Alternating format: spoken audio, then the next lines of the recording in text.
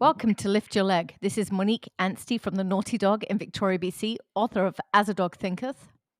And Jill Brown from Calgary, Alberta, the bag lady. Thank you for joining us tonight. Here's my plea in advance of please and share us with your friends so the people actually listen to us and we get to actually spread good dog training, which is our goal here. Tonight we are talking about, what are we talking about, Jill? Should we say Well, cardboard boxes? But that's not exactly what we're talking about. It's just the frame for the conversation. I guess the general thing is it comes in your building bravery stuff, but we're focusing on what the cardboard box game does. Yep. I started doing this in puppy class years and years ago when I first started training dogs, probably 30 years ago now. I'm old. How did this happen? I started off in puppy class, and then probably when I got Pippa, I created bravery class. And each week in bravery class and each week in puppy class, we have a prop. And through that prop, we teach life skills 101 to the puppies or the dogs. So, cardboard box is the second week. Tonight, we're going to discuss what you can teach your dog with a cardboard box. Jill and I do a lot of stuff that is different to anyone else. So rather than being like talking heads up here, just blah, blah, blah, the same old, we're going to try and talk about what we do that is different that other people maybe should be considering and adding some of it to their training. So, the purpose of obedience training used to be to make your dog a nicer person. So, through the process of teaching sit down, the Keeler training from old, that training would make your dog a nicer, more manageable person to be around. Then we came up with positive reinforcement training, and suddenly the objective wasn't on the outcome of making the dog a nicer person. Instead, the objective was now just about teaching those exercises without the dog having any conflict. And the nicer person part of it got dropped. Yep. And that was the only reason, really, before to have taught any of that stuff was the end goal of it made the dog nice to be around. That was why you taught that other stuff. No one cared if they could do a sit stay. You only did that so that you could stand living with them in the house. But that part got dropped and it suddenly became about the sit stay. So here I am in little Victoria on my island, and I came from the competition world into the pet dog world. And I've never attended pet dog classes. So when I needed to come up with a curriculum for puppy class, my other classes, I just created my own. I just went with what made sense to me. I had ideas from Jackie Hasty, who had taught me in the past, who is a brilliant, brilliant dog trainer from Calgary. And I ran with it. I just created my own. So Cardboard Box Week was one of the first weeks in puppy class where we do a bunch of exercises going with the original principle of we teach obedience to make dogs nicer people. So I use cardboard boxes to make dogs nicer people. Without having, I was just going to jump back. And one of the reasons that I think people went away from the thought to just have your dog be a nicer person and easier to live with to moving on to a purely positive way of training is because of the outcome of that initial kind of training. You had a very lovely dog to live with, but they didn't look very happy. There was fallout, there was consequences that Hmm. came from that kind of training. And I shouldn't say no one. I don't think it was a good feeling to train a dog in that way. So we've come up with better ways, but we lost the purpose. Yeah. So have we come up with better ways? And yes, we have. And I'm talking in general here because I think I've come up with a better way. but now I sound really arrogant. So rather than this conversation, let's talk about cardboard boxes. Yes, let's go back to cardboard boxes. So, in puppy class and bravery, everybody has to bring a cardboard box that is the size of their dog.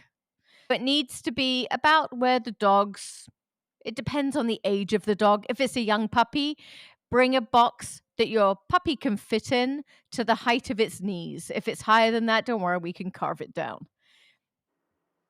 If it's an adult dog, bring a box they can fit in because we're going to shove them in it. The very first exercise we do, and this is the hardest part to explain to people, you are going to pick your dog up and you're going to slowly lower him into that box, dangling the back legs and slowly lower, lower, lower, lower until you have your hand on top of his head and your other hand's on top of his shoulders, and you're pushing him in there like a jack in the box. Then you're going to, with one hand, take one hand off of him, keep pushing with the other one so he's like being compressed into his box. And then slowly shuffle your feet backwards a little bit and it's like ready, steady. And then let go of his head, step backwards, and then give him like a laneway to jump into, and you're going to feed him a cookie when he gets there. Now, the purpose of this exercise, there are many purposes behind this. And what I find funny is that I've been doing this for years, so everyone knows about it. But it's been talked about that I'm creating drive in dogs. No, not at all. I do create drive, but that's only in working dog classes, not in pet dog classes. The purpose of this is the picking up and the dangling and the lowering of the box is teaching your dog handling 101. He's getting used to being picked up, dangled, lowered onto something that he doesn't quite like, that he's never been in before. It's super practice for an x-ray table down the road. So he's getting this odd handling that's okay. And then he gets stuffed in there and he gets restrained. It doesn't feel very pleasant. It's a little bit stressful. It's not a good feeling. He's never been in this box before. And then so all of a sudden it's, oh, and he gets to jump out and all of that stress now gets released outwards towards you in the form of a recall. So he'll now let go of that stress, jump out of his box, come running to you, get his cookies, be told he's the best puppy in the world, and celebrate his victory. So you're working on teaching him how to think through stress. And that's one of the most vital lessons you can teach a young dog. You're putting him in a little bit of a stressful moment that he's like, this doesn't feel good. And then suddenly it turns into a game and he realizes that, oh, it's great. This is good. And in the process of in there, we also just add in the lessons of handling and a recall. So that's the very first thing we do with our cardboard box. Have you ever had puppies that would just freeze when you take your hands off of them and back up? Like they don't know what to do with what's just happened? Definitely. Totally. And that's, I'm going to say probably 1 puppy in 10 will do that. Okay. And I will quickly rip down the sides of the cardboard box so it's much lower for the puppy to jump out. And then I'm not going to do it for the puppy. I'm going to still make him work it out. But the wonderful part about puppies is you can impress them so much with your own attitude, your own openness. So if I'm getting down on the ground and I bang my hands on the floor, start drumming the floor, there's not a puppy in the world that isn't going to come flying at your face. They can't resist. Okay. Cool. I wasn't sure if there were many of them that was just a little overwhelming for. No, I think with a lot of the bravery stuff, puppy stuff like this, puppies do it better than the adult dogs.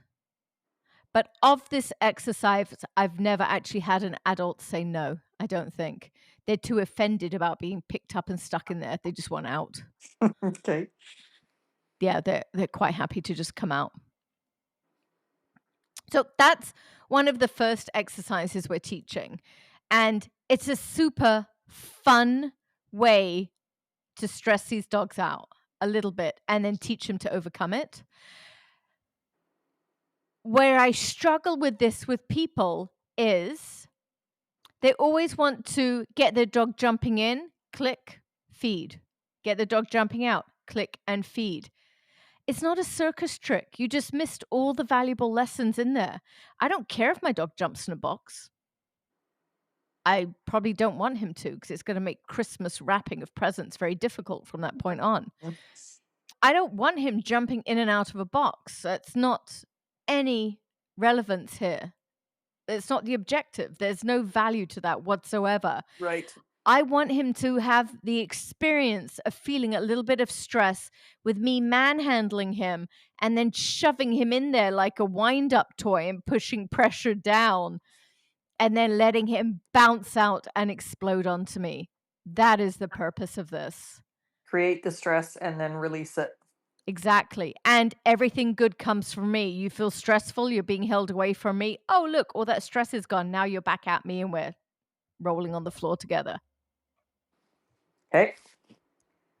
After that in puppy class, what do we go to? It depends on the puppy class, I think.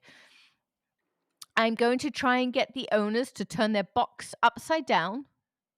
And then I want them getting their dog jumping on top of that box. Oh, we did this with you in Port Alice, Joe. Remember when you were cursing my name and I was drinking lemon drops laughing at you? Yeah, on top of the big cement thing. Yes. So they then have to get the puppy to jump on top of the box, but they are not allowed to command it in any way or use food to lure it in any way. They need to use their body to get that dog to jump up there. That can be embarrassing. How did you end up doing it with Prada? Care I to share? I just remember being exhausted. I think because it was so high, we never did actually get her up on top of it, but it ended up We being a ended up big using a space. log. Maybe it was a cement thing. I can't remember. Yeah, I think it was a big cement thing, but it ended up being just a big chase game around it. So we still Yes. succeeded, but it was much too big a box. The reason I wouldn't allow Jill to ask Prada to jump up on it. So Jill wanted to use food and get Prada to jump up on it. And Prada has extreme work ethic. So you can ask Prada to do something. She's going to do it. She's going to get her cookie. And then in the case of young baby Prada, there was worry there. Oh, I'm up here. What am I going to do now? But her work ethic wouldn't let her consider that in advance. So she would get herself up there, then have these moments of doubt and regret, but it was too late. She'd already had her reward and now she's up there. Then the doubt came. I made Jill ditch the food. It shouldn't be a commanded exercise. Like you're almost abusing the work ethic that this dog has. If you want her up there, you need to make her want to get up there. It can't be a command. And using food as a lure in a dog with work ethic is a command because they're so guidable, they're going to follow you. So now turn it into a game and get them up there so that way it is their choice. They're not following you because of some inner work ethic that they have. It's truly their own choice and they're wanting to do it.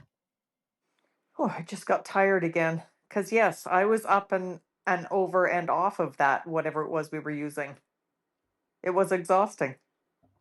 You were, and I think I let Rupert join you, and I think she followed Rupert's lead a little bit. Yeah. Yeah, what you said, make them want to get up there, that spells it out. They don't want to get up there if you're offering them a cookie. They just want the cookie. They want the cookie. They don't want to get up there. Exactly. But to work and show them how much fun you're having up there and frustrating them and teasing them till they want to get up there. I always say I want my dogs to learn to follow me, and they need to learn to follow me through fire. And this is what I mean by that. If I suggest that they jump up on something, they're like, yeah, and up they jump. If I suggest they jump in a kayak with me, yeah, we're going kayaking. What's kayaking, mum? And then off we go. They're like, oh, I'm not quite so sure about this, but that's what I'm wanting in my dogs. Or if we're going paddleboarding today, yeah, let's go paddleboarding. Then off they go. They're like, oh, okay, this is cool. Johnny thinks paddleboarding is just a diving board. Of course. He runs down the end, leaps off, comes back up again, runs down the end, leaps off, comes back up again. Oh, Johnny. Good work for your core, trying to stay up there. Goodness. We're all going down when Johnny's on a paddleboard. But anyhow, they should learn to follow you through fire. So if I'm suggesting that they get up on this little cement thing or up on top of their cardboard box, it should be like, yeah, let's do it. And then they realize the sellotape on the box a little bit loose. They're like, oh, my back leg's falling in. Oh, no, yeah, we can do it. That's what I want to instill in my puppy.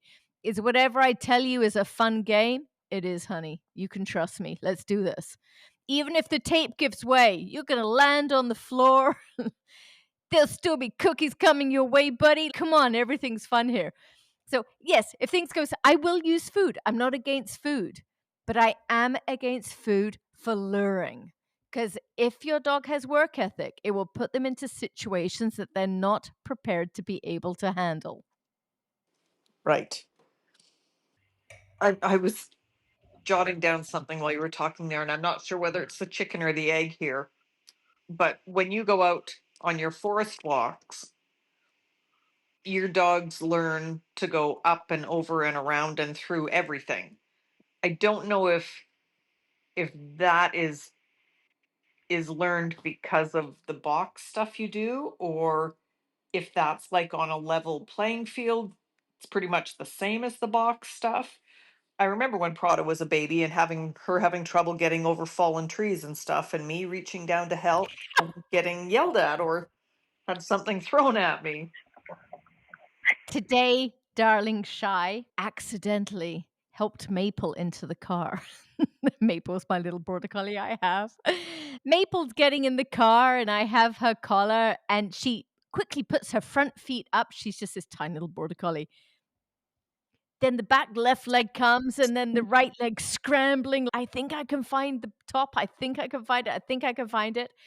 And Shy came up behind her and popped her little bum up and got her in. Oh. Sorry, Shy. What do you do that for? Because in that process, like little Maple is doing quite fine finding her way in the car.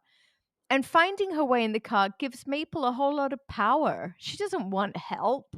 She's a strong, powerful little border collie. I was going to say she probably doesn't need any more power, though. Okay, that might be a valid point. So in the case of Maple, maybe we should be picking her up. But it's a bad habit to get into. If dogs don't need help, don't help them. Let them work out their own difficulties. I'm helping her in the car. Why does she need someone else to come along and do the job for her? There's nothing wrong with her. She can find her way in the car. And if they're struggling, if they're not going to get hurt, let them struggle. Yeah. Struggles are valuable. We underestimate the power of a struggle. Yeah. Remember being at the river when Prada, as a baby, got herself up on the fallen tree over the river? No. It was at the inappropriately named forest. I had to catch myself there. Yeah, and we were walking towards the bridge. There were some trees falling over the water, and she went. There's no bridge there. Yes, there is. We drive over the bridge to get to that river. Okay, yes. So we were walking towards it, but there were some trees that had fallen into the river, and she went past it and got up on it and then was dangling in the river, or was in the river trying to get out, one or the other. And there was a moment of panic from me, and you tried to stay calm, but you did work your way over there and help her out of the water. So I knew it was time for help. I will always help dogs, but I will never take away their power so that they feel they can't problem solve on their own. Yeah. They must learn to problem solve on their own. And all of that starts with cardboard box and puppy class. Yep. So, on that note, let's continue on with that one exercise. I just want them to jump on top of the box without being lured or having it as a suggestion of the top being tapped, because don't underestimate the guideability of a puppy. You need to make them want to get up there. And you know what's funniest about this is I can have experienced agility people in my class, and as soon as I take away their food and their lure, they are stuck. But I can have my pet people with their little like Mexican rescue or their little Yorkshire Terrier cross. They have their puppies up on that box in no time. It's funny. I think sometimes we lose our creativity once we know a little bit. Yep. And get those raw beginners in there who just love their dog and just love spending time with their dog. They're probably going to beat the pros. They're going to get their puppy up there first. They don't question. They don't Don't- question, they They don't, just do it. they don't know as much and they don't question as much. They just do what they're told. Yeah. So after this, the next exercise we probably do in class, because I'm ADHD, so I always change it because I get bored, is we probably put all of the boxes in a circle, and then I hold on to the puppy. The owner gets to sneak away a little bit, and then it's catch me if you can around the row of boxes. So puppy is chasing owner, so we're working on the recall. Puppy gets to owner, they get a cookie. We repeat. Second time around, as the owner is running away, they take a cardboard box and flip it in the path of the puppy behind them. You would be amazed at how many puppies are so insulted by this move. And there are also others who are like, no, you can't do that to me, and run faster.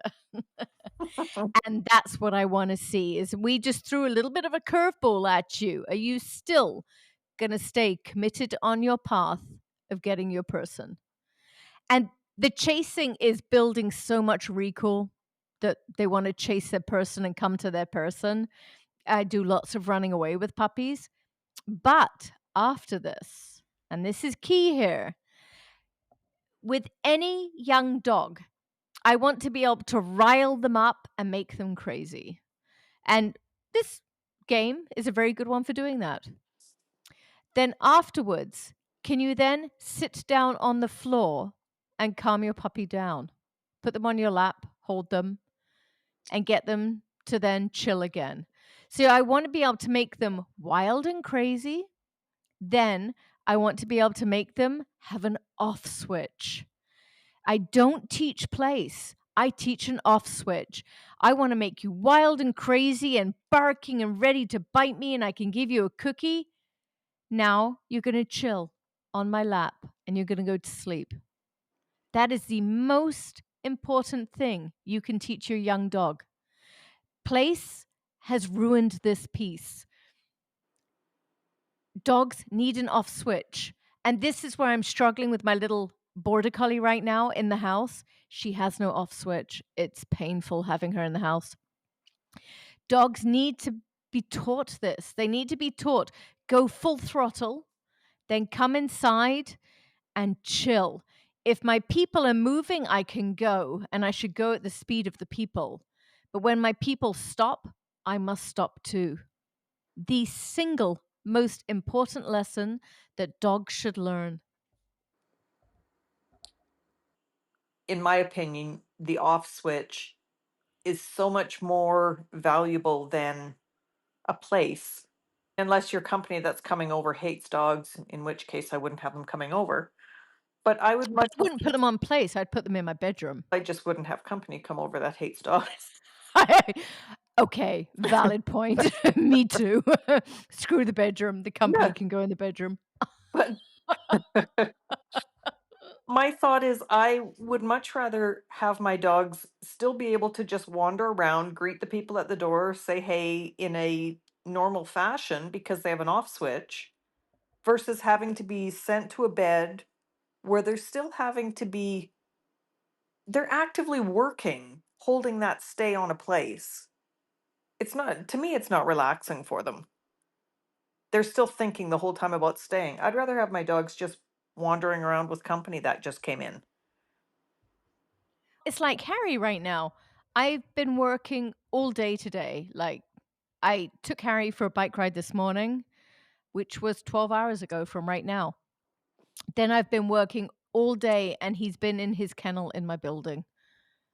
I've been probably working for 10 hours. Hmm. Sorry, Harry, you had a really poor day today. Now I'm in my house and I'm on a podcast, so I'm still working and I can't even see him. Where is he? Hang on, let me look. Oh, bless him. He's right behind me, sucking on Ducky. He's so sweet. So he's here with me again. He is following my off switch. He's lying down and he's just sucking on a duck directly behind me, which is why I couldn't see him. That's what it should be. Now, as I say this, Harry's not always this good.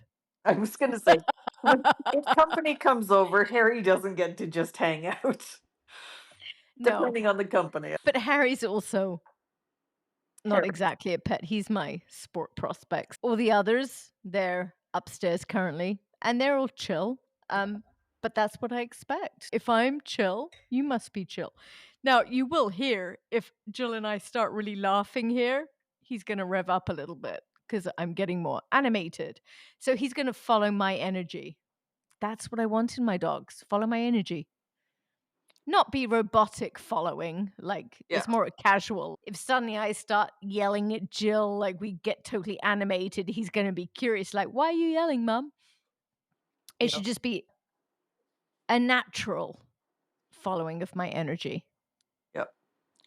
It definitely is with him because he chills when you're not in the room, and the minute you walk in, he's like, She's here. "What's on?" It's just because I'm wonderful, Jill. He knows it. He shows it. So Okay, anyway, what were we talking about? The running around part. Oh, if I'm chill, they must match my energy. It's such an important piece. I cannot explain how important this piece is. And where I'm seeing this fail nowadays is with place.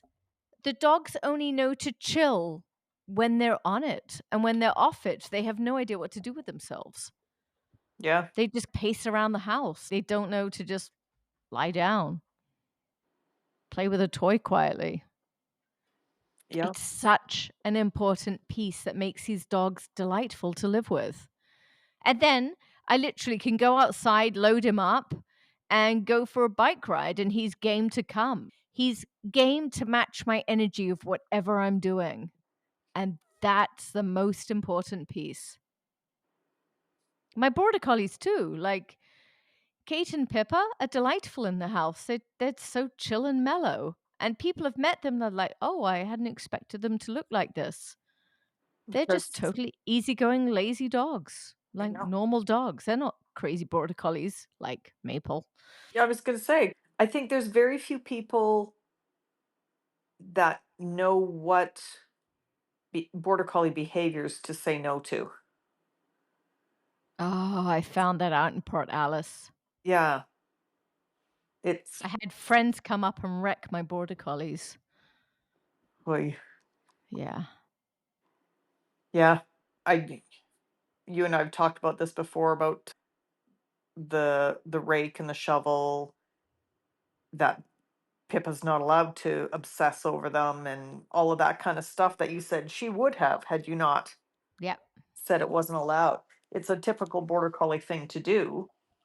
You just didn't allow her to obsess over things, so she's a nice dog instead of a neurotic border collie. Yeah. Okay, let's stick with our cardboard box. Next cardboard box exercise. So we did the running around. Oh, so my next two are two different ones that I will go to of exercises. And it depends on the class and what I'm seeing the class needs. If I'm seeing a class that needs a little bit of bravery, problem solving, I guess they're both quite similar, but one's harder than the other. I'm going to use the cardboard boxes and hide people behind them. This is my favorite one. One of the ones I do is I will block an entrance to the bathroom. And I'll send my person into the bathroom and then block the doorway with a whole bunch of cardboard boxes. And leave a teeny tiny little opening where the dog can shove his body through to go get into his person. And the person is forced to sit on the toilet. Otherwise, they help the dog way too much. And the toilet's kind of tucked behind the door. So they're forced to sit on the toilet and cool their dog. They're allowed to stomp their feet, clap their hands, do whatever they need to do to get their dog in there. But they're not allowed off that toilet because it's amazing how fast people cheat. Before you know it, you suddenly see a hand poking through the boxes. Get on the toilet. Because everyone And wants to help.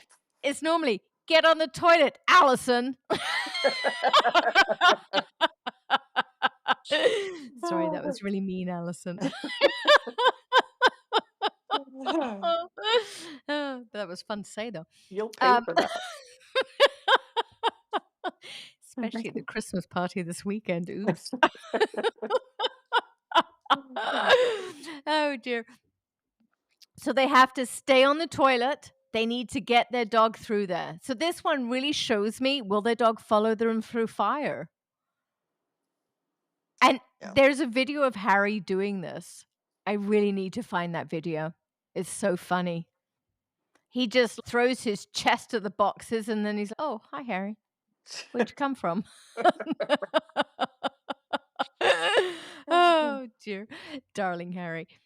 I love that exercise. It's super hard for the very weak dogs. For the dogs who are weak, it's a good exercise. For the super weak, or for those that have learned helplessness, that they've never been able to problem solve anything in their lives, that people just do it for them quickly. For Shy, who wanted to quickly push on my little border collie's bum today. For all of those dogs that have received that level of help, they're going to look at this and say, my human's dead to me. I can't get them. They're done. Yep. Get me a new human, please. This is a very important one for teaching self-confidence, but if the dog has zero of it, this is hard.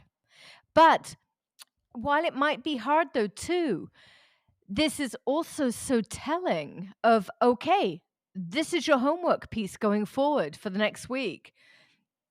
So one little dog really struggled with this recently, and her homework was like, your dog has learned helplessness. Like when you're not right there holding her hand, she has no ability to problem solve whatsoever. And at some point, you're not going to be beside her in the next 16 years you have this dog, if you're lucky. So step number one was this little dog needed to go to a dear friend where she felt safe and do an overnight of boarding. So not some boarding kennel or anything hard like that. It was a good friend who she knew well, where the friend was very dog savvy. So the dog was going to be completely 100% safe and had to do an overnight. That simple. Because suddenly mum's not there now for 24 hours. Oops. Mum's no longer just sitting on a toilet behind a box. Now she's gone. Now what? But it opens up when these dogs do really, really struggle. Like, how are we going to fix this now? And there's always a way. There's always a way. And in this case, that was step one. Step two was 2 days with this friend. And step three is a night at my house. I can't wait. I'm ready. Christmas is coming. I will have time. Pack up my poodle. So that's one of the ones I will do. I love that for the dogs that have a little bit more boldness. If I'm really dealing with wilting flowers, that's a very painful exercise to do because none of the dogs are going to try. They're just like, mum's dead to me now. I'm sorry. I'm just going to wait here. The other version of this is I'm going to say it's a police dog exercise. Initially it was, and then I've changed it so much it probably no longer is because I doubt the police use a whole bunch of cardboard boxes. But I stack a whole bunch of boxes in a corner so they're everywhere. Like everyone in class has brought a cardboard box. So there's going to be like 12, 14 cardboard boxes, depending how many people are in that class. I always have extras. Then I hold the dog, person runs in a straight line away from their dog. So dog sees them running into all the cardboard boxes, and then they fall down and disappear within the cardboard boxes somewhere. So I've got the dog at the other end of the room. As soon as they're safely stowed, the person, I let the dog go. And then the dog has to run to the other end of the room, and there's no help coming from their person. And dog has to methodically find their person. The rules for the person being found are the only sounds they're allowed to make calling their dog are ideally like a scratch on the side of the box, like something extremely subtle and natural. If the dog is really, really struggling, I might say, call him once. That's it. That's all the help they get. And it's going to be like a Harry, like a teasing little help, not like Harry. It's not that. It's Harry. Oh, he just came and shoved his big fat head in my arms. So then the dog has to work his way through all the boxes and find his person in there. And that does quite take some bravery, but more importantly than bravery, what it takes is a desire to actually find your person. If your person's just mediocre to you, I'm just going to go over here and look for treats on the floor instead. Go find a So, new owner. yeah, exactly. That one over there looked really fun. I'm just going to go hang out with her and her dog while my mother hides in the boxes. So, this is also a super telling exercise about where this dog is at in regards to his relationship with his person. It's very humbling, actually, for people. Yes, it is. It's very humbling. And the worst part, I'm saying this out loud, the worst dogs that I get for this exercise always, always, always belong to experienced dog people. Hmm. It never, I don't think it ever happens with a beginner because they just love their puppy so much. They're so grateful to have a puppy. They may have done too much for their puppy, but that dog's going to come and find them. Yeah. Whereas the experienced people have just become so detached and clinical. And yes, that was a good behavior. Have your cookie now. That's not a relationship. I'm not going to come and find you for that. They're only going to come and find you if they truly care about you and want to find you. Yeah. But again, another super exercise because if your dog had zero inclination to come and find you, now we have a relationship we need to fix before it becomes a bigger issue. Yeah. And there's many ways to do that. One of the easiest ways is just get your dog sleeping in your bed for the next 5 nights. That'll fix it. So there's so many easy ways to fix this if we see this as an issue. Going off topic a little bit here, the other thing this exercise does teach is your dog's ability to be able to find you on a walk. Is he going to really, truly come and hunt you up if he loses you? If he gets distracted and starts sniffing pee for too long, does he know his ability to then be able to hunt you down and find you in that forest when you just walked off? With you gone a little bit, is he going to stand there frozen or is he like, no, no, she's just over there. I'm going to get her. That's this type of problem solving. It's a little bit of stress because you've disappeared and they need to walk through fire to come and get you. That's what I'm teaching puppies. That's the most important thing. Okay. Give me Next. more than that, woman. I'm just absorbing all of this. You're not allowed to. You do another one that I've seen videos of as well, where you've got the whole big pile of cardboard boxes in the middle of the room, and it's just a chase game around it where the handler gets to, like, the dog has to really work to catch the handler, and the handler's going through the boxes and over the boxes, and the dog's allowed to do whatever it needs to do to catch the handler. We talked about that one a little bit earlier, where I said I'll just pull like a box in their way. We didn't talk about it further of how crazy it can get. Oh, yes. Yes, that's not just a single box in their way. No, And it can get. it's always fun to see the big strong dogs that are going right through the center of the pile of boxes to get to their owner. There's Yeah. nothing methodical about it. It's just going through. I was at a seminar recently and I was seeing a dog who was struggling going into a tight space. It was actually an IGP blind. He was struggling going into the blind for barking. The pressure of the blind, like that tight space there, created a little bit of unsureness in this dog, and he wasn't comfortable there. Whereas his barking out in the open was really good, but his barking in the blind was lacking. He was just not feeling safe in there. And I said to the owner, if this dog was mine, I would be teaching him to bust through like doorways of me hiding in the bathroom. He would be busting through those doorways so frequently and doing handler finds in the boxes that the blind would just suddenly seem easy. So if I'm faced with a problem in a dog that I'm training, I never say never, but I try not to fix it in the actual scenario that the problem is in. So, dog struggling in the tight space of the blind. Okay, the tight space is causing this. How can I create other tight spaces that I can work my dog through? That's my way of thinking. I'm going to fix so then I can create those other tight spaces, fix it there, then take it back to the blind and see if I fixed my issue. And with Harry right now in his training, if someone yells at him, he's not pushing through with speed like for one of his exercises. So I've taken that away, like completely away from context. And I'm teaching him on his slat mill. If I yell at you, you must run faster. And I'm doing that by applying pressure to it, resistance with my knee as he's running, and I'm yelling. So whenever he hears me yell, he has to run much, much faster because I'm now applying resistance to it. So I'm teaching him when you hear yelling, run faster. So I'm always teaching, trying to fix the problem away from the scenario that created it. And I think that's very important because dog training is not science, it's an art. So we don't always know the right solution until we've meddled with a few.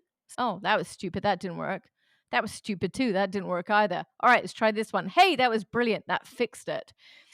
But in the first two that didn't work, are they going to make the problem that much messier?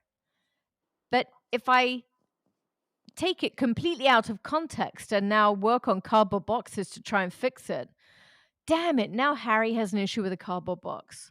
Who Yeah, cares? big deal. Exactly. Who freaking cares? That's never going to be important in his life. That's why I take it out of context. So, because if I mess it up, I messed it up on a bathroom door with me sitting on a toilet with cardboard boxes in the way. Oh, that's unfortunate. Yeah, not a Or Harry, blind. yeah, Harry doesn't run faster on his treadmill if I yell.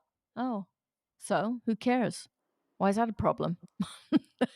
Yeah. So I always take it elsewhere where it doesn't matter. And I have to say, I think 10 out of 10 times, I fixed it away from the problem. I don't think I've ever fixed it on the problem itself. And I think that's probably partly because there's baggage attached to the problem itself. Yeah. So take it away from that. Teach it elsewhere. Teach them the principal lesson that they need to learn. That's interesting. It's yeah. So I guess what we're saying here is this is why we don't teach place. We are teaching so much more. I want a dog to learn to run faster if I yell. I want a dog to learn to barrel through a doorway full of boxes if I'm hidden on the other side. I want him to be able to deal with stress and problem solve his way through it without any commands being given by me. I'm teaching them life skills that will make them better dogs that can stand on their own 4 feet without me helping them. It's not about commands and micromanaging. This is what it's about. This is what dog training should be. My head is still in the is fixing things outside of the regular scenario because in my obedience training, that's typically what we do. If you have a problem in your whatever, your retrieve or your drop on recall, that's where we typically go to fix it. My dog's missing the drop, so you do drop after drop after drop after drop. Or, Okay, I can answer this. oh, I can attempt to. I was gonna say I wasn't really asking a question, but If your dog is having an issue with a drop, I would never teach it running towards me. I will always teach it running away from me. Otherwise, all I'm going to teach is a dog coming towards me slowing down so immensely yeah, that you're going to create an issue. So don't teach it coming towards you. The drop is the issue. So teach it in a different context of running away from you. yeah. It makes total sense when you're saying it, but in the moment you're just like, I need to fix this. I need to fix this drop in my drop on recall. No, you must fix that drop, but not in your drop on recall. Because if you fix it in your drop on recall, you just wrecked your recall. Or like you said, if you screw it up in your drop on recall, you've screwed it up. Yeah. If you screw it up running away from you in the field, oh, And then let's pick on articles. I have a dog. I don't know, give me an article issue. picking up the article, coming partway back, and then questioning themselves. Okay. So if I have a dog that needs my approval to come back fully, I am going to put my articles in a bedroom and I'm going to stand in the hallway. So he must commit fully and come to me without any approval from me. But I'm not going to see if he stands there like a dork because he's in another room. Yep. Stand there for all night, honey. Do whatever you wish. I'm just going to take that. I'm going to change the scenario just enough that I'm fixing the issue without the block that is in place. So he's waiting for my approval. He can't get it now until he actually comes to me and sees me. Right. There was another dog, Willie. Will.i.am. Willie had issues with wind. He got very fearful and weird in wind. So we started, and this was actually one of the really hard classes I did. Because again, I'm not going to work on wind. But what is wind? It's air blowing at you. So we used plastic straws and cheesies and blew them at dogs. And then we used air blowers and blew cheesies with on the floor at dogs. So we created artificial wind by blowing, using blowers, fans, all that kind of stuff, and had popcorn or light cheesies moving towards dogs that they could then get. And you wouldn't believe how hard that was for dogs. Like they were quite offended by wind coming at them. So we ended up like doing spitballs, like sucking a cheesy into the end of your straw, and you'd have to like suck, suck, suck, suck, and then spit it at your dog and blow it at them through the straw.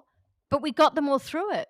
We ended up with them like really getting quite antsy and a bit wild with us, like through a straw. They were wanting to come at us. But it took a while and it took finesse. But that's where you have to have feeling timing as trainers. Somebody the other day, it was David. David asked me about how can you tell if someone's a good trainer? And here's my criteria, because I've been thinking about this for a while now. Can they train a herding breed dog? Or does their own herding breed dog have issues? If their herding breed dog has issues, they don't have feel and timing. Because herding breeds demand it. Without it, you're not going to train it. And by herding breed here, I do not mean German Shepherds, cattle dogs, Australian Shepherds, Border Collies, those weirdos. Those guys require feel and timing. And if you don't have it, you're going to end up with a dog that has people aggression, dog aggression, has to be muzzled in public. You Yeah. need to have feel and timing to be able to raise a functional herding breed. I will never know. Squizzle is a functional herding breed. She just doesn't have the pedigree to show it. She doesn't have the prick ears. No. Do all herding breeds have prick ears? Surely not. Collies don't. Collies do. Collies They and have Shelties. semi-prick. Prick or semi-prick. None of them have flop ears, do they? Australian Shepherds, I guess some do. Yeah, they do. They have Aussies have drop ears. Not basset drop, but yeah. Uh, any other comments? Interesting. Thank you, Jilly, for talking with me tonight. Thank This was you. week 1. So week 1 was cardboard box. There are many more weeks to go, and we're going to start talking about it bit by bit, about what we're actually teaching dogs to do. Because it's not about sit down, come. It is, but it's That's not. that's that's the end product. That's the end product. It's about teaching not to throw sand in another kid's eyes. Yeah. It's about teaching them to share their toys, to be able to problem solve when they have a difficulty without just savaging someone else. It's Yeah. about teaching them to be nicer people, that we don't have to micromanage, that we can actually trust them in situations. And then they'll actually just take our guidance I rather want than us never being able to trust them. I want to just step back to when I was talking about being at the river and Prada getting stuck on the tree. And you said you will always help them, but you won't fix the problem for them. Like you'll Yeah. help them through it. And just to clarify for people, if I'm not mistaken, what you did there was you took her by the collar and you helped her turn around to find her way up onto an area of the tree that she could get up on. You didn't hoist her up there and get her out of the trouble. You just showed her that if she turned around and went a different direction, try something else, was enough for her to figure it out. So even when you step in to help them, don't do it all. Give them Always leave some success in it for them. yeah. Always. And even right down to, I remember with never say always, because that's a very strong word in dog training. I remember the one puppy, Orphan Annie, Haley's beloved Annie. The moment of me literally saving Annie's life was when she fell. I think it was through ice in my pond. And I remember this dog hated people, hated people. She was a puppy. She was terrified. She wanted nothing to do with people. She was vicious. She was dangerous, actually. And she was just a tiny young puppy. It was so sad. I had tried to bond with this dog. Not going to happen. And all my normal ways of bonding with a dog like this, Annie had defied them. And I thought Annie was done for. It was just going to be euthanasia. There was no other way. And it was one of those fortunate moments where Annie just casually walked out on ice and fell in my pond. The ice gave way. And suddenly there she was scrambling like she's now in the water. And I remember she was right at the bank, so she was safe. And I remember holding myself back from grabbing her, and I forced myself. It was almost like a hand from above held me back. And I forced myself to go 1,000, 1,000, 1,000, and then extended a hand and said, Annie, Annie, Annie, and let her see that I was coming to help her because she needed to connect it with me that saved her life. And then I scooped her out and took her to safety. And in this case, I did fully scoop her out. Look, I've saved you, Annie. Now you can trust me. And that was how I literally saved Annie's life. Because after that point, she didn't want to eat me anymore. Uh-huh. Oh, Annie. Annie. Never say never with dogs because there's always the extremes. But it's all about this. I hate this word, but it's true. Manipulating emotions. Annie didn't need me for anything. And then suddenly the universe created a scenario where Annie did need me. Yeah. And I utilized that moment to teach her, you do need me, darling. You need to trust me and listen to me. And I took that moment from the universe and used that to train that dog. And without that, Annie would be a dead dog today. She really would. Don't listen, Annie. I think Annie would agree. Yikes. Save them if you really have to, but help them. Yeah, always be there. Be their number one coach and cheerleader. Just don't take their pride away from them by just doing everything for them. You can do 90% of it, but make sure they do that final 10%. Yeah. And then the next time, do 70% and make them do that final 30%. But by doing all of it, you just take their power away. And I think in the case that we were talking about my little border collie with Shy, maybe I should be doing it all. I actually think if we did it all for her, she would get angry. Yeah, maybe. Probably. I think she would really resent the help. Being the strong, powerful little bitch that she is. It doesn't If take ever, if ever we wondered where the word bitch came from, my little border collie claims it. She's wonderful. I'm saying this. She's absolutely wonderful. She's changed so much. She's 100% correct for what she should be. But she's just a whirling dervish in the house because there's no off switch. She is only a baby, though, but still. Oh, dear. Oh, dear. Oh. But she's as sweet as pie. I cut all her toenails today while we watched dump trucks go past. Like, she's darling. I can manage her so easily on and off leash now. Like, she's sweet and darling. This dog really is wonderful. But she's just not good in a confined space of a house. But out in the open, outside, she's brilliant. But again, border collie, she's supposed to be out in the open, outside. She's not supposed to be in a small house, confined. It's true. Yeah. And it Not shows in this dog. Not what they're meant to be. All right. Are we calling it a night, Jilly? I think we should. That is it for me. Thanks, darling. All right. We'll see you next Tuesday. Bye. Bye.